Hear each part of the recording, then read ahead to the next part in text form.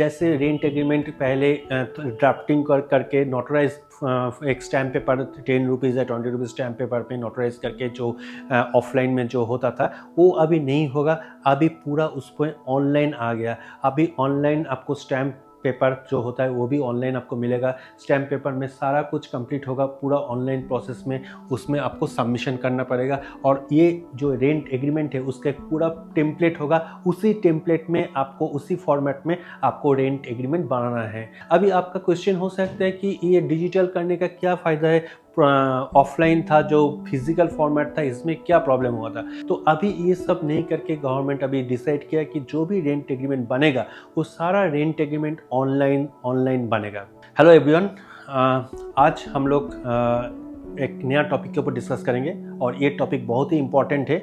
जो टॉपिक आप सबको जानना चाहिए because it's a new law और एक नया रूल बना हुआ है। और जो रूल के बारे में बात करेंगे आज, नया रूल के बारे में, वो है major new rules and requirements for rent agreement. तो रेंट एग्रीमेंट का जो 2025 में जो अमेंड हुआ है, जो रेंट एग्रीमेंट का जो प्रोसेस में जो चेंजेस आया है, उसी चेंजेस के आज हम लोग बात करेंगे। तो क्या लिखा है पहले देखिए। Number 1 point, mandatory digital stamping and online registration. मतलब अभी जो रेंट एग्रीमेंट होने वाला है वो अभी ऑनलाइन होगा। मतलब ऑनलाइन कैसे, क्या लिखा है, all rent agreement for residential and commercial लीजेस must be digitally stamped and registered online.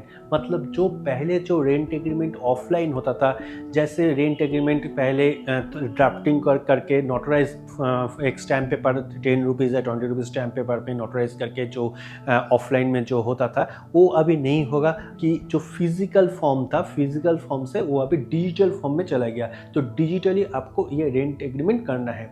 अभी आपका क्वेश्चन हो सकता है कि ये डिजिटल करने का क्या फ़ायदा है, ऑफलाइन था जो फिजिकल फॉर्मेट था इसमें क्या प्रॉब्लम हुआ था। प्रॉब्लम ये हो रहा था कि फिजिकल फॉर्मेट में बहुत सारा फेक रेंट एग्रीमेंट बनता था, बाद में जाके बहुत लीगल कॉन्सिक्वेंसेस या बहुत सारे लिटिगेशन होता था। तो अभी ये सब नहीं करके गवर्नमेंट अभी डिसाइड किया कि जो भी रेंट एग्रीमेंट बनेगा वो सारा रेंट एग्रीमेंट ऑनलाइन बनेगा। कि जो फिजिकल फॉर्म था, मतलब वो रेंट एग्रीमेंट को किसी भी जगह पे कंसीडर नहीं होगा। किसी भी कोर्ट पे अगर आप उस रेंट एग्रीमेंट को एज एन एविडेंस अगर आप उसको सबमिशन करते तो उसका एडमिसेबल नहीं होगा, उसको एडमिट नहीं करा जाएगा। नंबर 2, इसको जब से आप रेंट दिया है, किसी टेनेंट को आपने रेंट दिया है उसमें विदिन 60 डेज, जिस दिन से आपने रेंट दिया उससे विदिन 60 डेज आपको ये प्रोसेस जो है इसको कंप्लीट करना है। Number 3, digital registration replaces hand written और physical stamp paper agreements to prevent fake और इनफॉर्मल डील्स। जो मैंने ऑलरेडी डिसाइड किया कि किस लिए इसको डिजिटल फॉर्म में लेके आया, क्योंकि फिजिकल फॉर्म में बहुत सारा फेक एग्रीमेंट बनता है। और इसमें लिखा है failing to register within 60 days can lead to penalties starting around 5,000 और more depending on the state. मतलब अगर आपने वो 60 डेज के अंदर अगर आपने ये ऑनलाइन जो रेंट एग्रीमेंट का प्रोसेस है अगर आप इसको कंप्लीट नहीं करते तो आपको 5,000 से स्टार्ट होगा पेनल्टी। ये डिपेंड करेगा, स्टेट टू स्टेट डिपेंड करेगा। तो मिनिमम 5,000 आपको देना पड़ेगा एज पेनल्टी। वो 5,000 से ज़्यादा भी हो सकता है। नेक्स्ट स्लाइड में हम लोग जो बात कर रहे हैं कि लिमिट्स ऑन सिक्योरिटी डिपॉजिट। अभी ये क्या है लिमिट्स ऑन सिक्योरिटी डिपॉजिट? अभी जो पहले जो था ना, पहले एक स्टेट में क्या होता था कि जो लैंडलॉर्ड है, जो प्रॉपर्टी ओनर था, वो कभी 6 महीने का डिपॉजिट लेते थे, 9 महीने का डिपॉजिट लेते थे, किसी जगह पे 1 साल का भी डिपॉजिट लेते थे। जैसे बेंगलोर वगैरह में 1 साल का भी डिपॉजिट लेते थे। तो अभी जो गवर्नमेंट को जो रूल बना है 2025 में, उसमें पूरा मेंशन कर दिया है कि आप 2 महीने से ज़्यादा एडवांस डिपॉजिट आप नहीं ले सकते हैं। और नंबर 2, फॉर कमर्शियल प्रॉपर्टीज, अगर ये मैंने जो अभी बात किया वो रेसिडेंशियल प्रॉपर्टीज के लिए है, जो रेसिडेंशियल जो रेंट लेते हैं उसके लिए। अगर कमर्शियल प्रॉपर्टी अगर कोई रेंट पे लेते हैं तो maximum 6 months deposit, advance deposit वो ले सकते हैं, मतलब लैंडलॉर्ड ले सकते हैं टेनेंट से। So what this means, tenants no longer need to pay extremely high deposits. वो अभी नहीं होगा क्योंकि वो बर्डन अभी टेनेंट को वो नहीं किया। तो हम लोग अभी 3rd स्लाइड में है। इसमें देखिए लिखा है कि रेगुलेटेड रेंट हाइक्स। अभी जो रेंट हाइक का बात होता था, पहले क्या होता था, रेंट हाइक विदाउट नोटिस हो जाता था। 1 महीने, 2 महीने, 3 महीने सपोज कोई रेंट पे है कोई टेनेंट, उसके बाद लैंडलॉर्ड बोला कि नहीं आपको ना 10% हाइक करना है या 20% हाइक देना है। तो अभी ऐसा नहीं है, आप ऐसे अभी नहीं कर सकते हो। एटलीस्ट 12 मंथ्स, आफ्टर 12 मंथ्स आप रेंट हाइक कर सकते हो। कोई भी प्रॉपर्टी ओनर, कोई भी जो लैंडलॉर्ड है, वो 12 मंथ्स के पहले वो रेंट को हाइक नहीं कर सकते। तो यही लिखा है, landlords can raise the rent only once every 12 months, मतलब 1 साल में एक ही बार वो रेंट हाइक कर सकता है। मतलब वो होगा दोनों का म्यूचुअल कंसेंट में, मतलब दोनों अगर राजी है कि हाँ इसमें 10% में राजी हो, 15% में राजी हो, और वो एग्रीमेंट पे मेंशन क्या है, तब आप उसको रेंट को आप हाइक कर सकते हो। और वो भी 1 साल में एक ही बार आप कर सकते हो, not more than that. 90 days पहले उसको इन्फॉर्म भी करना पड़ेगा कि इसमें आपको रेंट हाइक करने वाले हैं। ओके, और वो भी रिटेन नोटिस, वर्बल नोटिस इसमें लागू नहीं होगा, इसमें रिटेन नोटिस देना पड़ेगा, वो भी at least 90 days before. Benefit, prevent sudden और unfair rent increase and gives tenants time to plan और कॉन्टेस्ट दी हाइक, राइट। इसमें यही बोलना चाह रहे हैं कि ये जो जब वो 90 डेज पहले नोटिस देगा कि रेंट हाइक करने वाले हैं, तो फिर वो जो टेनेंट है वो भी एक मेंटल सेटअप करेगा कि सचमुच में उतना हाइक दे पाऊंगा, उतना हाइक में पे कर पाऊंगा। अगर लगता है कि उतना हाइक को पे कर पाएगा, तभी वो प्रोसीड करेगा, फिर वो रिन्यू करेगा एग्रीमेंट को। अगर उसको लगता है नहीं ये अमाउंट बहुत ज़्यादा हो रहा है मेरे लिए, मैं नहीं कर पाऊंगा, तो फिर वो छोड़ के जा सकते हैं, उस रूम को खाली कर सकते हैं या वैकेट कर सकते हैं। नेक्स्ट हम लोग जा रहे हैं 4th स्लाइड में। 4th स्लाइड में क्या है, स्ट्रिक्ट एविक्शन प्रोसेस। अभी जो लैंडलॉर्ड्स है, वो लैंडलॉर्ड्स पहले जो एविक्ट कर देते थे कि आप कल से आपको नहीं रहना है, आप परसों यहाँ से चले जाओ, खाली कर दो मेरा घर, मेरा मकान जो है मैं खाली कर दो, मैं दूसरे को रेंट दूंगा। ऐसे प्रोसेस अभी नहीं होगा। अभी जो नया रूल आया है उसमें लिखा है कि landlords can not evict tenants without a legal order from a rent tribunal और कोर्ट। मतलब जब तक कोर्ट से उसको एविक्शन ऑर्डर ना आए, तब तक आप उस टेनेंट को आप खाली नहीं कर सकते हो। अब जैसे होता है ना कि बहुत सारे लैंडलॉर्ड होता है, बहुत सारे प्रॉपर्टी ओनर होता है, जिसके पास मार्शल पावर होता है, जिसके पास बहुत सारे कनेक्शन होता है, तो वो लोग क्या करते हैं, डराता है टेनेंट को कि आप छोड़ दो, आप यहाँ रूम छोड़ दो, नहीं तो आपको कुछ करेंगे, कुछ ये करेंगे, कुछ धमकी वगैरह कुछ देते हैं। तो अभी बोला कि ये स्ट्रिक्टली आप नहीं कर पाओगे। अगर ऐसे करते हो तो टेनेंट अगर जाके अगर कंप्लेन करेंगे तो आपके अगेंस्ट में वो पुलिस एक्शन ले सकता है या कोर्ट एक्शन ले सकता है। और वो हो सकता है थ्रू कोर्ट, थ्रू ट्राइब्यूनल, जो रेंट ट्राइब्यूनल है, उस ट्राइब्यूनल में जाके आप केस कर सकते हो। आप बोल सकते हो कि मुझे ये टेनेंट का, मुझे मेरा रूम खाली चाहिए, मुझे टेनेंट को उठाना है, मुझे टेनेंट को एविक्ट करना है। अभी क्या है लिखा है, forceful eviction methods like changing locks, cutting stores, harassment now punishable by law. मतलब आप ऐसे नहीं कर सकते कि उसका लॉक कर दिया, उसका रूम को लॉक करके चला गया, उसका कुछ तोड़ फोड़ किया, ये सब अगर आप करोगे तो ये that will be punishable by law. So ये सब अभी आप नहीं कर सकते हो। अभी आप उसके ऊपर फोर्सफुली कुछ नहीं कर सकते हो। जो भी करना है आपको एज पर लॉ जाना है, एज पर लॉ आपको जो भी स्टेप्स लेना है, एज पर लॉ आपको स्टेप लेना है। तो and eviction requires a written notice and lawful grounds. Definitely इसमें एक क्लियर हो गया कि एविक्शन, जो भी एविक्शन रिक्वायर्स, मतलब एविक्शन मतलब फिर से मैं बोल रहा हूँ, एविक्शन मतलब किसी को वहाँ से उस जगह से उठाना, मतलब उस जगह से निकालने के लिए, जो रूम पे वो पोजीशन में था, वो पोजीशन से उसको निकालने के लिए जो कॉन्सेप्ट, जो प्रोविजन होता है, उसको ही एविक्शन बोलते हैं। तो वो एविक्शन क्या होता है, एविक्शन के लिए written notice and lawful grounds होना चाहिए। बेनिफिट्स क्या है, prevents illegal and sudden eviction tactics. तो इसमें बेनिफिट्स ये है कि आप किसी टेनेंट का, जो इनोसेंट टेनेंट से, जो किसी तरह से वो रह रहे, उसको आप इलीगल तरीका से आप उठा नहीं पाओगे, उठा नहीं सकते हो। So this is the new rule of rent agreement of 2025।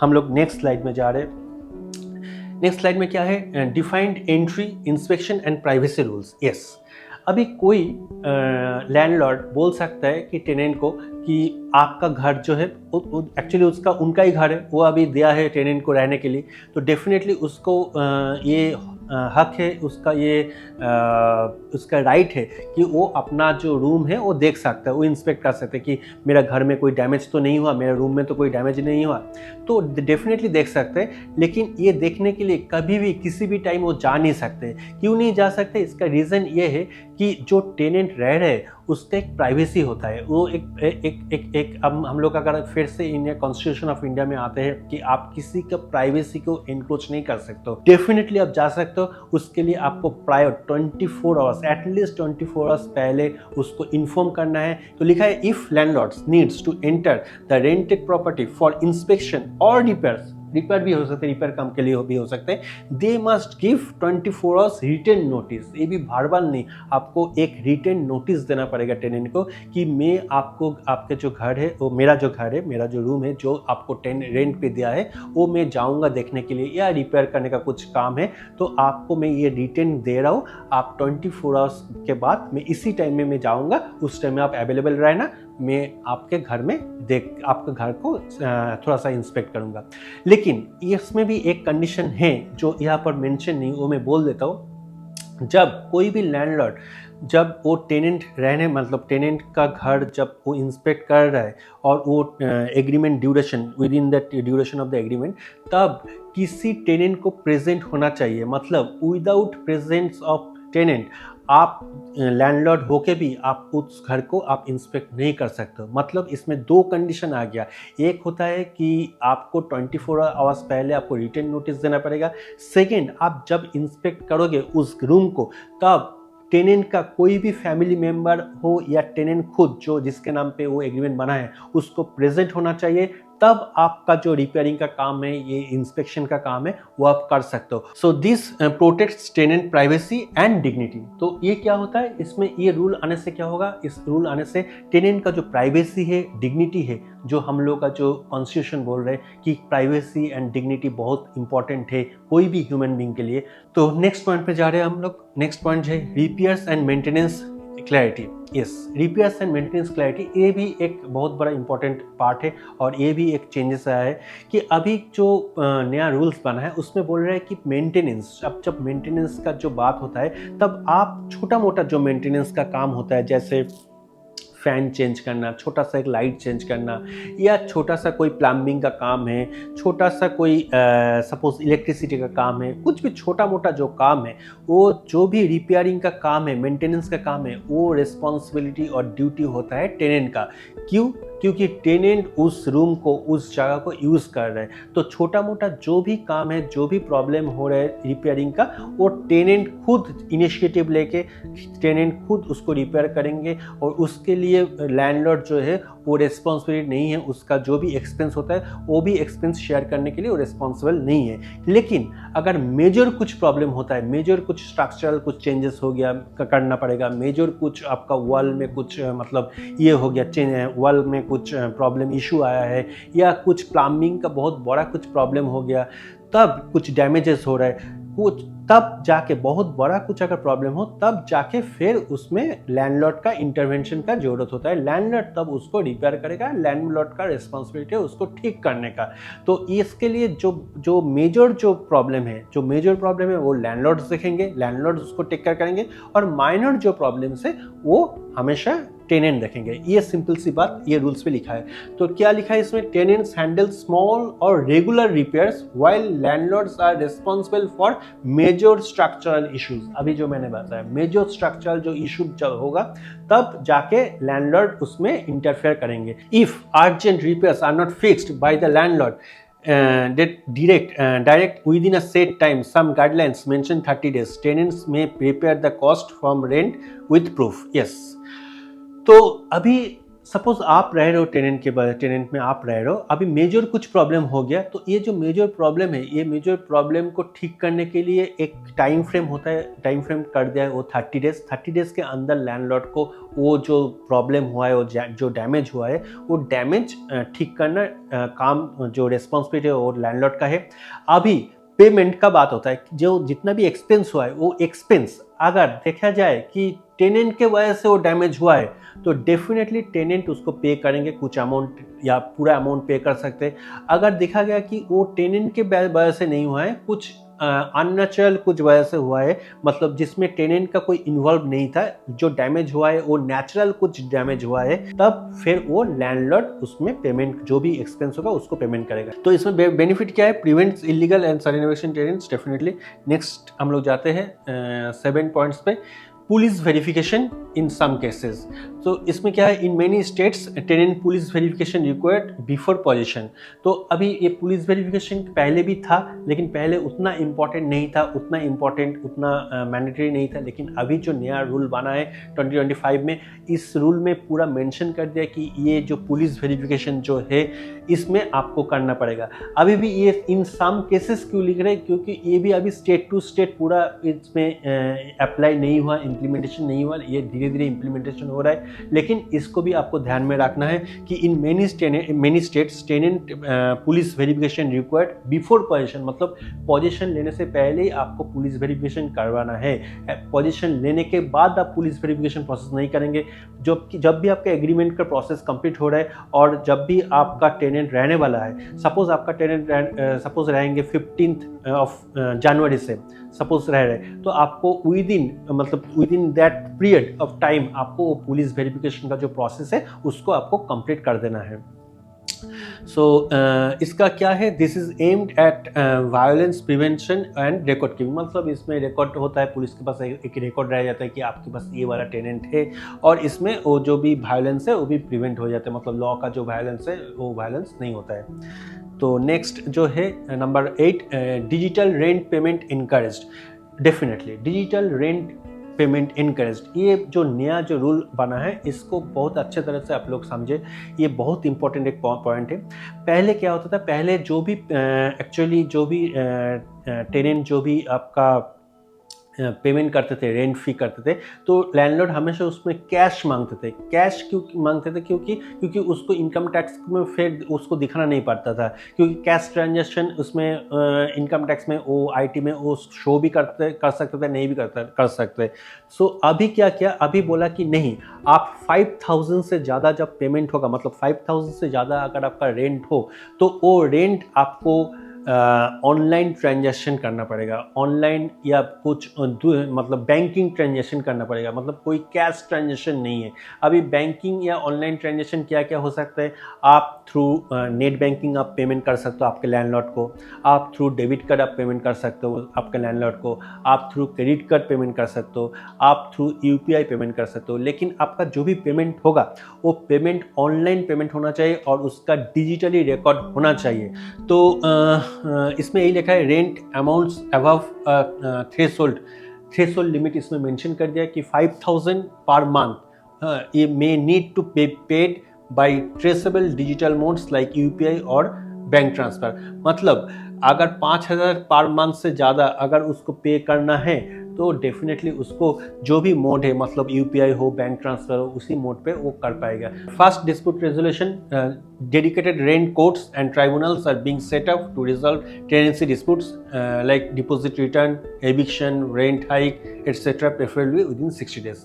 इसमें बहुत एक अच्छा कॉन्सेप्ट बना है अभी नया रूल में। इसमें क्या है कि अभी पहले जो रेंट का जो प्रॉब्लम होता था, रेंट का जो इशू होता था, वो जब लीगल उसमें स्टेप्स में जाता था, जब वो लीगल केसेस में जाता था तो बहुत ज़्यादा टाइम लगता था, बहुत ज़्यादा उसका टाइम फ्रेम बहुत ज़्यादा होता था, लॉन्ग टर्म में वो चलता था।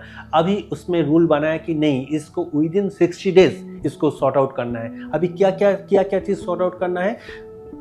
Deposit return, eviction, rent hike, जो भी इशू होगा, वो इशू कौन सॉल्व करेगा? वो इशू सॉल्व करेगा रेंट ट्राइब्यूनल के पास फास्ट फॉरवर्ड होता है, क्योंकि वो सिर्फ रेंट के ऊपर ही काम करता है। कोई भी ट्राइब्यूनल जो फिक्स होता है किसी भी के काम में, जैसे रेंट ट्राइब्यूनल जैसे है, उसका काम ही है रेंट के ऊपर जो भी केसेस है उसको सॉल्व करना। तो ये अभी इजी हो गया, रेंट का जो भी केसेस आता है उसको जब केस फाइलिंग हुआ उससे विद इन 60 डेज उसको उस केस को रिजॉल्व करना है, या रेस्पेक्टिव जुडिक्शन में जो कोर्ट है वो कोर्ट से भी वो हो सकता है। ये प्रॉब्लम सॉल्व नहीं हो रहा है तब और 30 डेज एक्स्ट्रा एक्सटेंड होता है और उसमें 90 डेज में इस प्रोसेस को फिर कंप्लीट किया जाता है। अभी इंपॉर्टेंट नोट्स कुछ है, इसमें लिखा है, मैं पढ़ रहा हूँ। The home rent rules 2025 are derived from model tenancy act which at central template. अभी जो मैंने बोला कि जो रेंट एग्रीमेंट होता है एक सेंट्रल टेम्पलेट बना दिया है, उसी टेम्पलेट को आपको फॉलो करना है, उसी टेम्पलेट के ऊपर आपको काम करना है। आप खुद अपना क्लॉज आपका जो भी मन में आए आप ऐसे डाल नहीं सकते। एक टेम्पलेट बना दिया है, एक स्टैंडर्ड टेम्पलेट है, जिस टेम्पलेट को आप फॉलो करते हो और उसी टेम्पलेट के ऊपर आप इधर उधर कुछ चेंजेस कर सकते हो। मेजर कुछ चेंजेस आप नहीं कर सकते हो, क्योंकि अभी नया रूल में ऐसे लिखा हुआ है। Land and tenancy laws are in the state list, meaning each state must pass its own or notification these rules to be fully enforceable locally. Definitely ये state wise होगा, state decide करेगा कैसे इसको implement होगा, कैसे इसको format होगा, template कैसे होगा, ये state wise ये define होगा।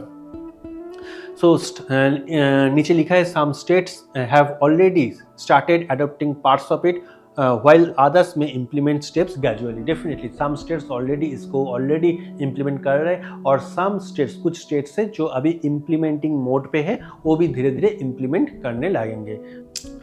तो summary of की 2025 रेंट एग्रीमेंट रूल्स अगर हम लोग जाएंगे तो फर्स्ट रूल है ऑनलाइन रजिस्ट्रेशन करना पड़ेगा। अगर इसको सम अप करते हैं तो ऑनलाइन रजिस्ट्रेशन करना है। क्या ऑनलाइन रजिस्ट्रेशन का क्या है, what it means, must register rent agreement digitally with in 60 days. Digitally आपको रेंट एग्रीमेंट करना है, वो भी 60 डेज के अंदर, 60 दिन के अंदर आपको ऑनलाइन डिजिटल ये जो एग्रीमेंट प्रोसेस है उसको कंप्लीट करना है। ये फर्स्ट रूल जो रेंट एग्रीमेंट का फर्स्ट पॉइंट है। नंबर 2, डिपॉजिट कैप क्या है, रेसिडेंशियल के लिए अगर कोई रेसिडेंस पर्पज से, अगर कोई डोमेस्टिक पर्पज से कोई रेंट लेते हैं तो 2 मंथ्स का एडवांस डिपॉजिट का कैपिंग दिया है। 2 मंथ्स ही वो एडवांस डिपॉजिट करेगा, जो भी उसका रेंट है 2 मंथ्स एडवांस दे सकते हैं, उसका कैपिंग कर दिया। और कमर्शियल होगा तो मैक्सिमम 6 मंथ्स, उससे ज़्यादा वो नहीं ले सकते, मतलब लैंडलॉर्ड या प्रॉपर्टी ओनर नहीं ले सकते उससे ज़्यादा डिपॉजिट। तो that is the deposit cap. Next, rent hike only once a year with 90 day notice. 90 day notice में वो देना पड़ेगा कि कितना हाइक होगा, कितना नहीं हाइक होगा। वो हाइक अगर वो मान लेते टेनेंट, तभी वो एग्रीमेंट आगे फिर प्रोसीड होगा। अगर वो नहीं मानता है, मतलब म्यूचुअल कॉन्सेंट में नहीं जाता है कि टेनेंट राज़ी नहीं है, अगर टेनेंट नेगोशिएट करना चाहता है और नेगोशिएट करने के बाद अगर लैंडलॉर्ड को लगता है कि हाँ ठीक है ये अमाउंट में मैं राज़ी हूँ, तो म्यूचुअल कॉन्सेंट होने के बाद बोथ द पार्टी अगर राज़ी होंगे तभी फिर से वो रेंट हाइक होगा। तो रेंट हाइक में क्या हुआ, only once in a year. Definitely एक साल में वो एक ही बार रेंट को हाइक कर सकते, बार मतलब एक साल में 2 बार 3 बार वो रेंट को हाइक नहीं कर सकते, एक ही बार हाइक कर सकते, और वो भी 90 डेज नोटिस, उसको रिटर्न नोटिस पहले देना पड़ेगा। Landlord entry, yes definitely landlord inspection कर सकते हैं, कोई रिपेयर का काम कर सकते हैं, कुछ भी के लिए जा सकते हैं, लेकिन 24 आवर्स पहले नोटिस देना पड़ेगा, रिटर्न नोटिस देना पड़ेगा टेनेंट को कि मैं आपका घर में कुछ इंस्पेक्शन करने के लिए जाऊंगा या मैं रिपेयर करने के लिए जाऊंगा। आप उसी टाइम में प्लीज़ अवेलेबल रहिए, क्योंकि मुझे वो आपका रूम जो है, मेरा रूम जो है वो मुझे देखना है। तो this is very important point, landlord entry. Eviction, legal eviction only by tribunal और कोर्ट, मतलब आप फोर्सफुली किसी टेनेंट को आप निकाल नहीं सकते हो। आपको अगर एविक्शन करना है, उसको अगर निकालना है तो थ्रू कोर्ट ऑर्डर, मतलब थ्रू जो कोर्ट में अगर एविक्शन ऑर्डर आपको मिलता है, आपके फेवर में अगर मिलता है एविक्शन ऑर्डर और टेनेंट के अगेंस्ट में अगर ऑर्डर होता है, तभी आप निकल सकते हो थ्रू कोर्ट और through tribunal. Repairs, landlord versus tenant repairs duties clearly defined, मतलब लैंडलॉर्ड का मैंने जो स्लाइड में बोला था, रिपेयर का कौन माइनर अगर रिपेयर होगा तो टेनेंट के ऊपर हो जाता है, अगर मेजर कुछ रिपेयर होता है या स्ट्रक्चरल चेंजेस करना होगा तो फिर वो लैंडलॉर्ड के ऊपर रिस्पॉन्सिबिलिटी बनता है। तो ये क्लियरली इस 2025 का जो रूल है रेंट एग्रीमेंट में, उसमें पूरा क्लियर हुआ है। Payments, digital rent payments encouraged और रिक्वायर्ड, डिजिटली पेमेंट को करना है। डिजिटल आपको अभी कैश ट्रांजैक्शन जो है वो 5000 से ज़्यादा आप नहीं कर सकते हो, तो अगर 5000 से ज़्यादा अगर रेंट हो तो डेफिनेटली आपको बैंक ट्रांसफर यूपीआई मोड पे आपको करना पड़ेगा। Disputes, fast rent tribunal expected, तो फास्ट ये अभी जो डिस्प्यूट होता है, मैंने बोला 60 डेज, प्रेफरेबली 60 डेज में हो जाता है, मैक्सिमम 90 डेज में वो सॉल्यूशन आपको मिल जाएगा। सो नेक्स्ट आते हैं, तो ये जो प्रॉब्लम है, ये सब सारा जितना भी प्रॉब्लम अभी बात है, जो नया रूल मैंने बताया अभी 2025 का, इसमें फिर से हम लोग आते हैं ये रेट चेक का 4 स्टेप स्मार्ट सॉल्यूशन जो है उसमें जो भी हम लोग का 4 जो स्टेप है उसमें आपका ये सारा रूल्स आपको आएगा। इसमें मेन जो है, मैं प्रॉपर्टी लिस्टिंग का यहाँ पर बात इसलिए नहीं कर रहा हूँ क्योंकि ये प्रॉपर्टी लिस्टिंग के आता नहीं है ये पार्ट, ये टेनेंट वेरिफिकेशन में भी आता नहीं है, लेकिन ये जो रेंट एग्रीमेंट का जो पार्ट है या इसमें मेनली आता है। तो टेनेंट एग्रीमेंट में ये सारा कुछ मेंशन रहेगा क्योंकि टेनेंट जो रेंट एग्रीमेंट का जो नया रूल है यही सबसे इम्पोर्टेंट है। और हम लोग, अगर आप लोग चाहते हैं कि ऐसे रेंट एग्रीमेंट कैसे मिलेगा, कैसे करेंगे, कैसे इसको सपोर्ट मिलेगा, तो डेफिनेटली हम लोग है रेट चेक सर्विसेज, हम लोग इस स्टेप को, मतलब हम लोग चारों स्टेप को आपको हेल्प करेंगे डेफिनेटली। अभी सिर्फ मैंने ये 3 नंबर स्टेप के ऊपर मैंने बात किया, लेकिन चारों स्टेप हम लोग करते हैं और आपका जो पूरा प्रोसेस है, पूरा प्रोसेस हम लोग देख सकते हैं, पूरा प्रोसेस हम लोग कर सकते हैं। और रेंट एग्रीमेंट का जो भी फॉर्मेट है, जो भी टेम्पलेट है, वो टेम्पलेट को हम लोग पूरा बना के आपको प्रोवाइड करेंगे विद इन फ्यू मिनट्स अगर आप चाहते हैं तो। और जो भी नॉलेज आपको चाहिए, जो भी आपको चाहिए कि और भी मुझे नॉलेज चाहिए, मुझे पता नहीं है लीगल क्या क्या होता है, तो सारा गाइडेंस आपको मिलेगा हम लोगों से। अगर आपको कुछ भी डाउट हो तो आप हमारे कॉन्टैक्ट, हम लोगों को हमारे हेल्पलाइन में आप कॉन्टैक्ट कर सकते हो, आप हमको मेल कर सकते हैं या आप कमेंट कर सकते हैं। जो भी वीडियो है इस वीडियो में आप कमेंट कर सकते हैं। तो इसमें क्या होगा कि हम लोग का जो 4 स्टेप सॉल्यूशन है, जो फिर से मैं बोल रहा हूँ, प्रॉपर्टी लिस्टिंग का जो हम लोग काम करते हैं, आपका जो प्रॉपर्टी है उसको, प्रॉपर्टी को हम लोग लिस्टिंग कर देंगे। आपका जो टेनेंट का जो भी टेनेंट रहेगा, वो टेनेंट पहले से जो भी होगा उसका वेरिफिकेशन, पुलिस वेरिफिकेशन जो मैंडेटरी कर दिया है, वो पुलिस वेरिफिकेशन सपोर्ट भी हम लोग करेंगे। आप अगर हम लोगों को वो टेनेंट का जो भी डेटा है, जो भी डॉक्यूमेंटेशन है, वो अगर प्रोवाइड करते हो, शेयर करते हो, अगर आप चाहते हो कि उसका पूरा वेरिफिकेशन हम लोग करेंगे, तो हम लोग डेफिनेटली आपको करके देंगे। रेंट एग्रीमेंट का जितना भी मैंने रूल्स अभी बताया, तो रेंट एग्रीमेंट का पूरा प्रोसेस जो है हम लोग कंप्लीट करके आपको देंगे। आपको कोई भी चिंता नहीं करने का ज़रूरत है। आप सारा कुछ हम लोग रेस्पॉन्सिबिलिटी लेके आपका पूरा जो रेंट एग्रीमेंट है वो बना के, जो भी स्टैम्प पेपर, जो भी आपका डिजिटली स्टैम्प वगैरह जो भी लगेगा, वो सारा कुछ करके हम लोग आपको प्रोवाइड कर देंगे। नेक्स्ट होता है प्रॉपर्टी मैनेजमेंट। जो आपका प्रॉपर्टी में जो भी इशू हो रहा है, जो भी प्रॉब्लम हो रहा है, या आपका जो भी ट्रांजैक्शन रिकॉर्ड है, जो भी आपके ये ऑनलाइन जो भी आपको पेमेंट मिल रहा है, जो भी आपको पेमेंट आप दे रहे हो, या नोटिस, जो भी नोटिस पीरियड आपको देना है, सारा टेम्पलेट, सारा कुछ इसमें मेंशन रहेगा। तो आपको क्लियर होते जाएगा कि ये 4 स्टेप अगर फॉलो करेंगे तो आपके लिए, ये जब आप रेंट देंगे, आपके पास सपोज आपके पास 10 ऐसे रूम हैं, आप 10 आपके पास मौका है जो आप देना चाहते हो, रूम रेंट पे देना चाहते हो, तो आपके पास एक ही डैशबोर्ड, एक ही एप्लीकेशन में आपको सब कुछ डेटा उसमें क्लियर रहेगा और आप उसमें देख पाएंगे कि एग्जैक्टली आपका कौन सा मकान या कौन सा रूम पे क्या प्रॉब्लम हो रहा है, कौन सा रूम का रेंट टेनेंट आपको अच्छा से टाइम पे पेमेंट कर रहा है, या आपका कहाँ पर कौन सा टेनेंट का रिन्यूअल अभी आने वाला है, कब रिन्यू करना है, रिन्यू में कितना परसेंटेज आपको हाइक चाहिए, वो अब आप नेगोशिएट कैसे करोगे आपका टेनेंट के साथ, सारा कुछ हम लोग रेस्पॉन्सिबिलिटी लेके आपको सजेस्ट करेंगे, आपको हेल्प करेंगे, आपको सपोर्ट करेंगे और हमारा टीम आपके लिए हमेशा सपोर्ट में रहेगा। तो मैं बोलूँगा कि अगर आप लोग ये जो मैंने अभी रूल्स बताया, ये रूल्स को अगर इजीली आपको फॉलो करना है,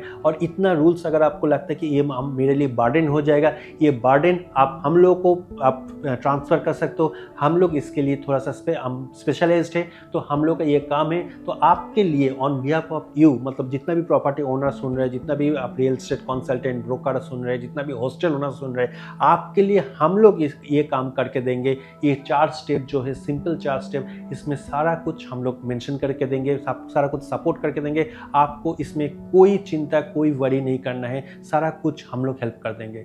सो मुझे लगता है कि ये वीडियो आपके लिए ये जो फ्रूटफुल होगा, और ये जो इन्फॉर्मेशन अभी शेयर किया है, ये आप लोगों को डेफिनेटली फ्यूचर में काम में आएगा। इसके बाद भी अगर आपके पास कोई भी क्वेश्चन हो related to this rent agreement rules 2025, तो आप लोग कुछ क्वेश्चन हम लोग कर सकते हैं, कमेंट कर सकते हैं, तो हम लोग उसके हिसाब से आपको रिप्लाई देंगे और आपको इन्फॉर्मेशन शेयर करेंगे। So thank you so much आप इतना अच्छे से सुनने के लिए। Thank you.